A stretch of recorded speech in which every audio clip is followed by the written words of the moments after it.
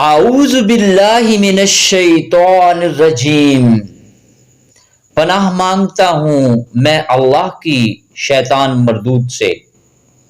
ہر مسلمان ہی اللہ کی پناہ میں آنے اور شیطان کے شر سے محفوظ رہنے کے لیے اس مختصر دعا کو ضرور ادا کرتا ہے، خاص طور پر جب تلاوت قرآن کرنا ہو تب تو ہر مسلمان لازمی سے ادا کرتا ہے، کیونکہ اللہ کا حکم ہے کہ فَإِذَا قَرَأْتَ الْقُرْآنَ فَاسْتَعِذْ بِاللَّهِ مِنَ الشَّيْطَانِ الرَّجِيمِ۔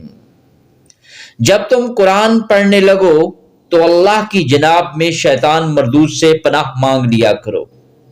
ہم اسے پڑھ تو لیتے ہیں تاکہ اللہ کی پناہ میں آ کر شیطان سے محفوظ رہا جائے، لیکن ہم میں سے کتنے لوگ ہیں جنہوں نے اس جملے پہ کبھی غور کیا ہو؟ حالانکہ قرآن تو غور و خوض کرنے کے لیے ہی اتارا گیا ہے۔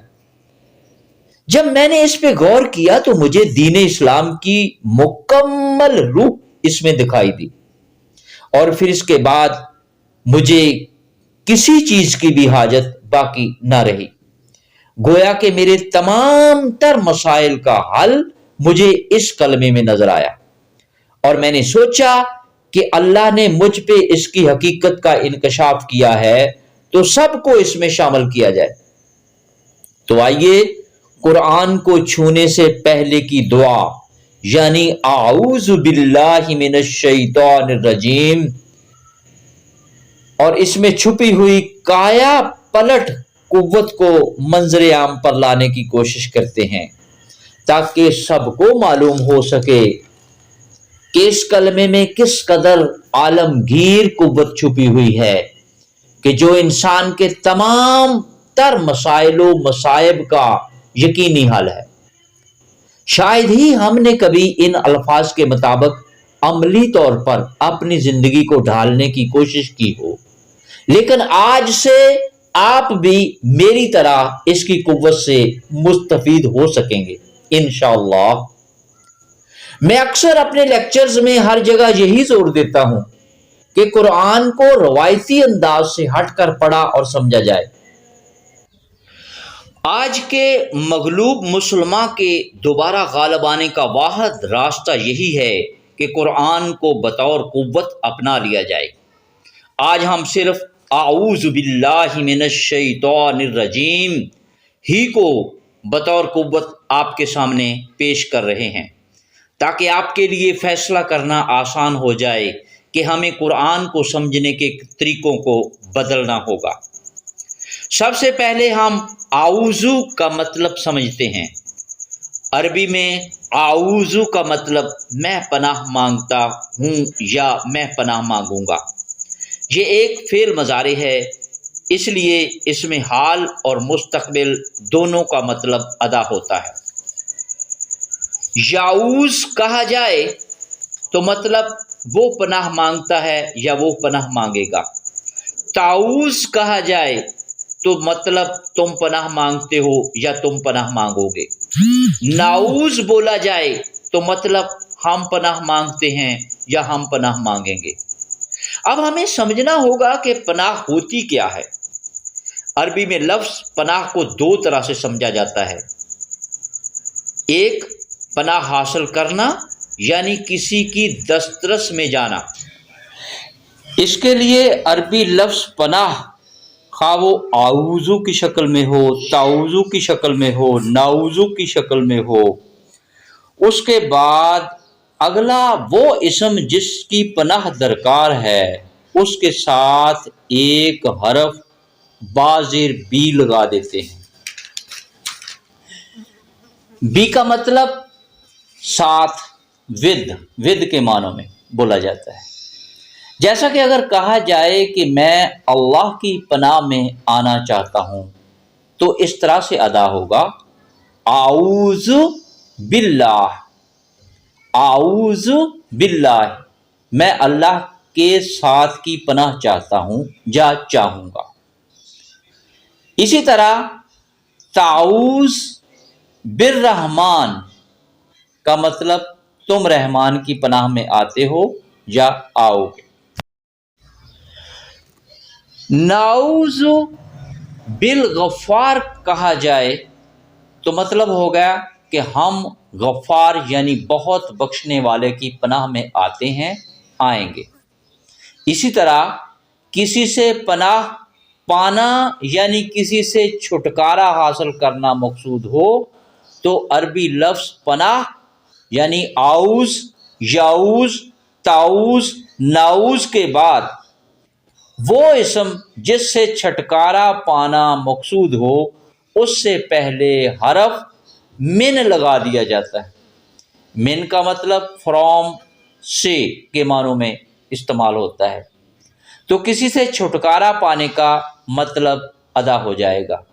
जैसा कि कहा जाए आऊज़ु मिनश शैतान, तो आऊज़ु मिनश शैतान, मैं शैतान से पनाह चाहूँगा, यानी उससे छुटकारा पाना चाहता हूँ, छुटकारा पाना चाहूँगा।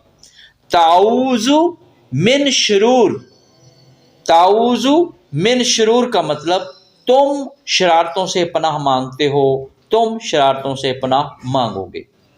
नाऊज़ु मिनल फितना, नाऊज़ु मिनल फितना, हम फितने से पनाह या छुटकारा पाते हैं, पाएंगे।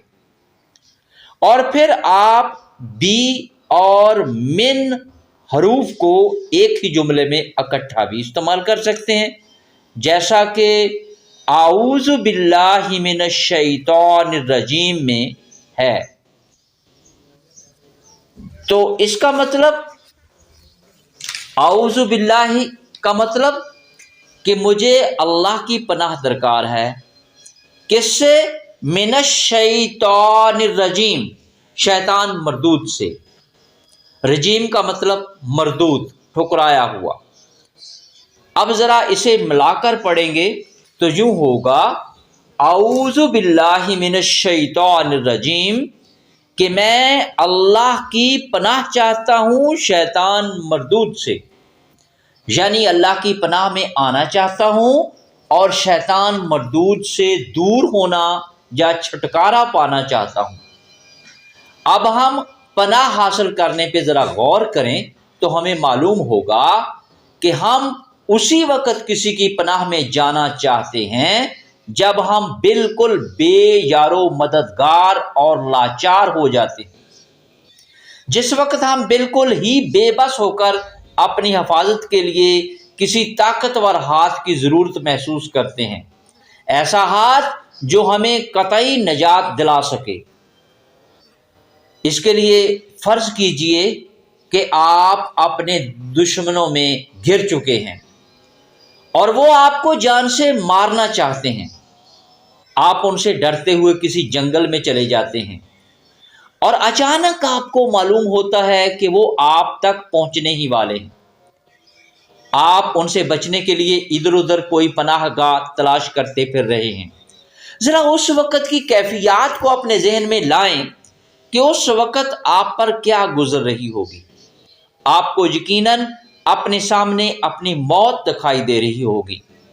ज़रा सोचिए कि जब आपके दुश्मन आप तक पहुंचने ही वाले हों और आप किसी पनाहगाह की तलाश करते करते थक कर मायूस भी हो चुके हों और फिर अचानक ही आपको किसी जनरल साहब की फौजी छावनी का साइन बोर्ड दिखाई दे, जिसे देखते ही आपकी जान में जान आ जाएगी।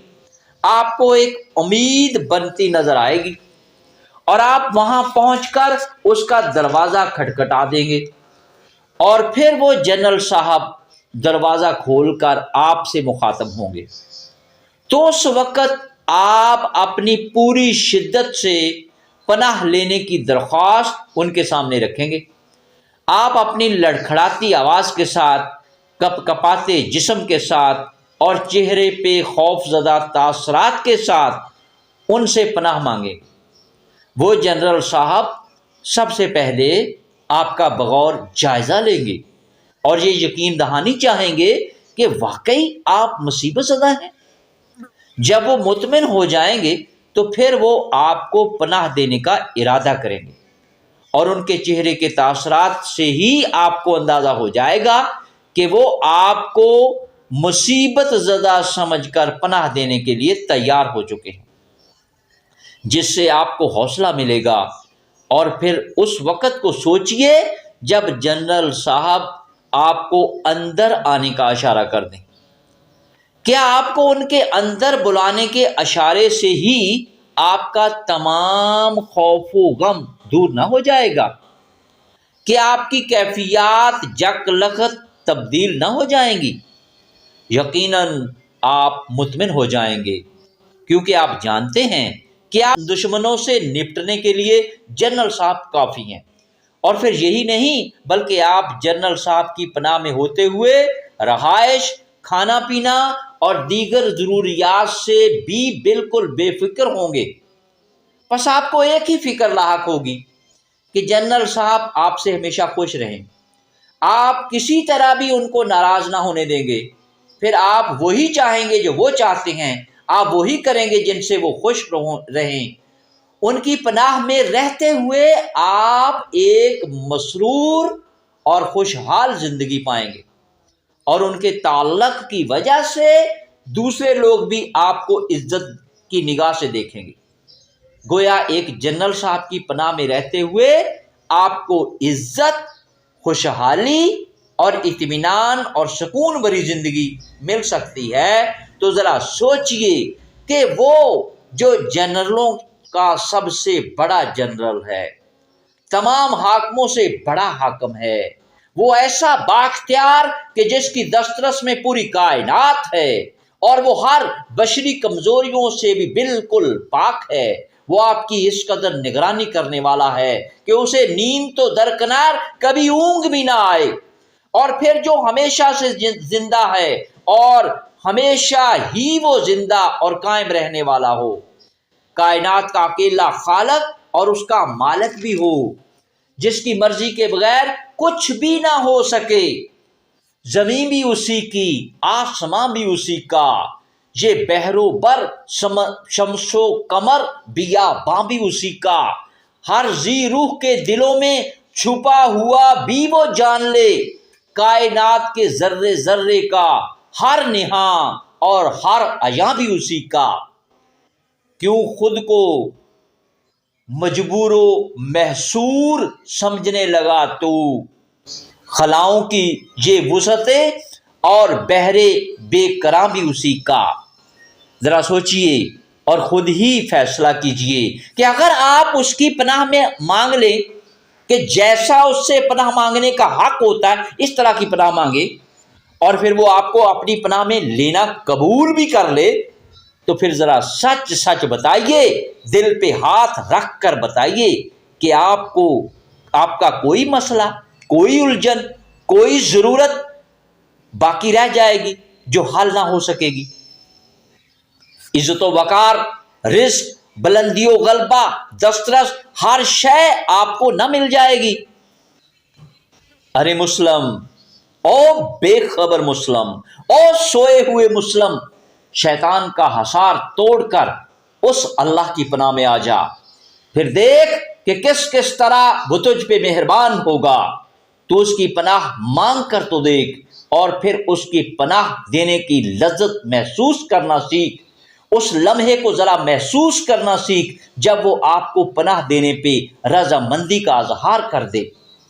مگر یہ تو تب ہی ہوگا نا جب تو اس کے ساتھ ایک مضبوط اور نہ ٹوٹنے والا بندھن قائم کرے گا۔ ارے غافل، تو جانتا ہی کتنا ہے کہ اس کے ساتھ بندھن بنا لینے میں کس قدر اطمینان اور سکون چھپا ہوا ہے۔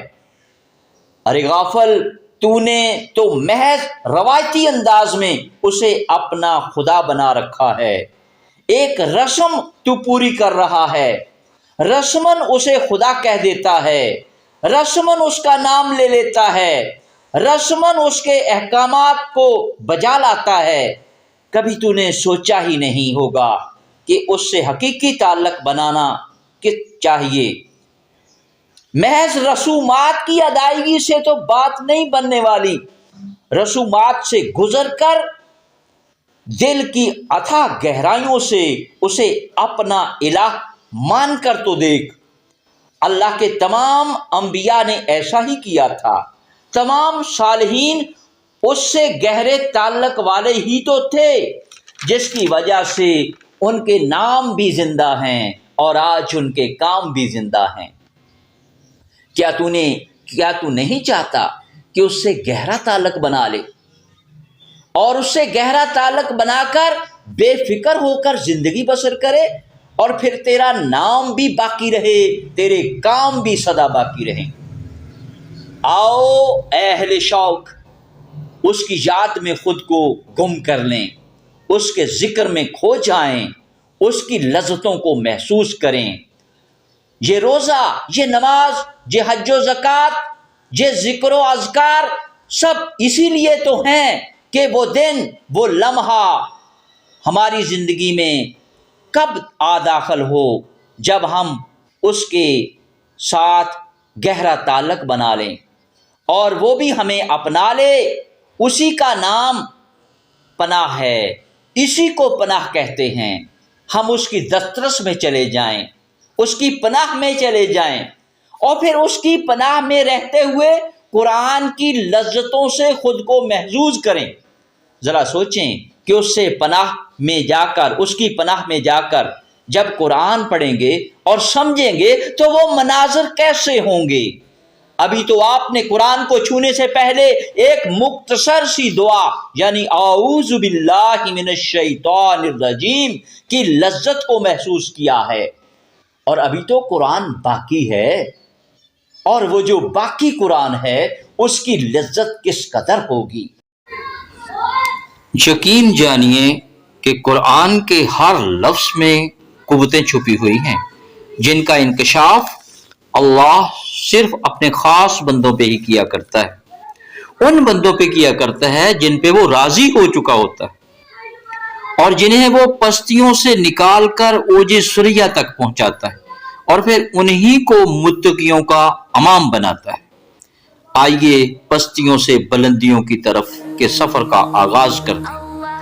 آخر پہ گزارش ہے کہ اگر آپ کو یہ سلسلہ اچھا لگے تو زیادہ سے زیادہ لوگوں میں اسے شیئر کیجیے، تاکہ میں بسم اللہ الرحمن الرحیم سے بطور قوت قرآن کا باقاعدہ آغاز کر سکوں۔ بارک اللہ العظیم، وما علینا الا البلاغ المبین۔